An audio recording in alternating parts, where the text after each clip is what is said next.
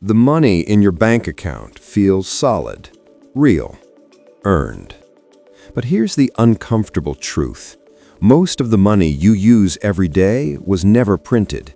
It wasn't approved by a politician, and it didn't come from a vault. It appeared quietly as a number on a screen. So the real question isn't what money is, it's who decides how much of it exists. Because whoever controls that controls far more than cash. Right now, this question matters more than it has in decades. Inflation, rate hikes, asset bubbles, crashes that seem to come out of nowhere. Everyone feels something is off, but very few people understand the mechanism underneath. So let's slow it down, strip away the jargon, and look at the system the way it actually works. Not the version in textbooks, the version that moves your life. Most people assume money starts with the government, that the state prints it, spends it, taxes it back. That story feels intuitive. It's also incomplete, because physical cash, notes and coins, is only a small slice of modern money. In most developed economies, it's less than 10%. The rest is invisible, digital, and created somewhere else. To understand who decides how much money exists, we need to follow a simple moment. You walk into a bank. You apply for a loan. Maybe it's a home loan, maybe a business loan, maybe just a credit card. The bank doesn't go into a back room to find your money. It doesn't transfer it from someone else's savings. Instead, something stranger happens. The bank types a number into your account, and that number becomes money. New money. This isn't a metaphor. This is how the system works. When a commercial bank approves a loan, it creates money by issuing credit. Your deposit appears at the same moment your debt appears. Two entries, one asset for the bank, one liability. No printing press required. This is where many people feel uneasy, because it sounds like banks are just inventing money. In a sense, they are, but not without limits and not alone. Banks don't decide in isolation. They operate inside a larger structure. Above them sits the central bank. The central bank doesn't usually create money by lending to households. It influences the system indirectly, by setting interest rates, by controlling reserves, by acting as the last resort. Think of the central bank as the climate and commercial banks as the weather. The climate doesn't decide whether it rains tomorrow, but it determines what kind of rain is possible.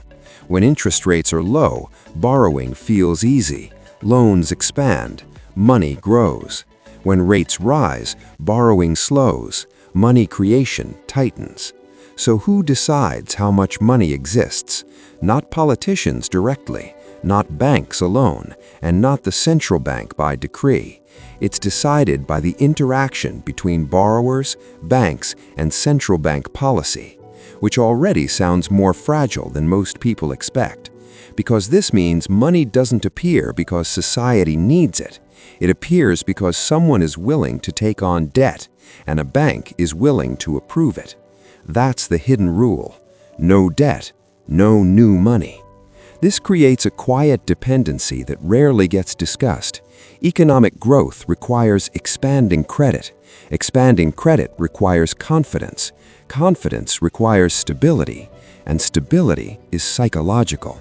This is why money supply can grow rapidly during booms and collapse during crises. Not because someone flipped a switch, but because fear spreads. In good times, debt feels manageable. In bad times, debt feels dangerous, so borrowing stops, loans shrink, money disappears. Yes, disappears. When loans are repaid or defaulted on, money is deleted, not recycled, deleted. This is why financial crises feel like oxygen leaving the room. Now, let's talk about the uncomfortable math. Governments borrow in massive amounts, trillions. People ask, who are they borrowing from? The answer is often the same system. Banks buy government bonds. Central banks buy banks from banks. Money circulates. But here's the irony. Governments don't run out of money the way households do. They run into inflation constraints. A government that controls its own currency can always create more units. The real question is whether doing so destroys trust. So money isn't scarce by nature, trust is. This is why inflation isn't just about printing, it's about confidence in the system holding together. And this is where hype and reality collide. The hype says central banks are all-powerful, that they print trillions and control everything. Reality is messier. Central banks can influence, they can signal, they can intervene, but they can't force people to borrow. They can't force banks to lend, and they can't directly control where new money flows, which is why new money often inflates assets first. Stocks, real estate, not wages. Money enters the system where credit already exists. This is why inequality widens quietly, not through conspiracy, through plumbing. And it leads to a strange paradox. The people who feel money tightening the most often live in a world where more money exists than ever before. Because money doesn't move evenly, it pools, and when confidence cracks, it drains fast. This is also why crises seem sudden. The system runs on belief, on the assumption that tomorrow will look like today. When that assumption breaks, lending freezes and money creation stops at the worst moment. So who actually decides how much money exists? In theory, everyone. In practice, a narrow set of institutions responding to incentives. Borrowers decide whether to take on debt. Banks decide whether risk feels acceptable. Central banks decide the cost of money. And governments try to manage the consequences. No single villain, no single mastermind, just a system that amplifies human behavior at scale. Which brings us to the bigger risk. We've built an economy where stability depends on continuous credit growth, where slowing down feels like failure, where debt expansion is normal and contraction is catastrophic. That works until it doesn't. And every time the system wobbles, the same question returns. How much money should exist, and who gets to decide? There's no final answer, only trade-offs. More money can mean growth. It can also mean bubbles. Less money can mean discipline. It can also mean collapse. The system survives by balancing on that edge.